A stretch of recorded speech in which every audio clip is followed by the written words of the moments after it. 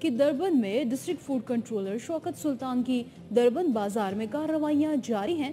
District food controller نے urban میں کارروائی کرتے ہوئے ہوٹلز، بیکریاں، کباب فروشوں اور دکانوں کی چیکنگ کی اور چیکنگ کے دوران پولیتھین بیگز اور مضر صحت اشیاء خورد و نوش بھی برآمد کی۔ ڈسٹرکٹ فوڈ کنٹرولر کے حوالے سے آپ کو بتاتے چلیں کہ شوکت سلطان نے غیر معیاری مضر صحت اشیاء خورد و نوش اور ناقص صفائی پر گراں فروشوں پر بھاری جرمانے بھی عائد کیے ہیں۔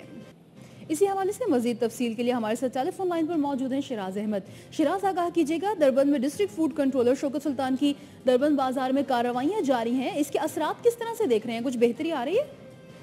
جی بالکل، بہت بہتری آ رہی ہے۔ میں آپ کو بتاتا چلوں کہ دربن بازار میں ڈسٹرکٹ فوڈ کنٹرولر شوکت سلطان نے ناقص اور غیر المیعاد اشیاء فروخت کرنے والوں کے خلاف کارروائیاں کی ہے۔ اس ضمن میں دربن بازار کے مختلف ہوٹلز، بیکریز، کباب فروشوں اور دیگر دکانوں کی چیکنگ کی گئی۔ چیکنگ کے دوران پولیتھین بیگ اور مضر صحت اشیاء خورد و نوش برآمد کر لی گئی ہے، جبکہ غیر معیاری مضر صحت اشیاء خورد و نوش اور ناقص صفائی کرنے والوں اور گراں فروشوں پر بھاری جرمانے بھی عائد کیے گئے ہیں، جب متعلقہ دکانداروں کو نوٹس بھی جاری کر دیے۔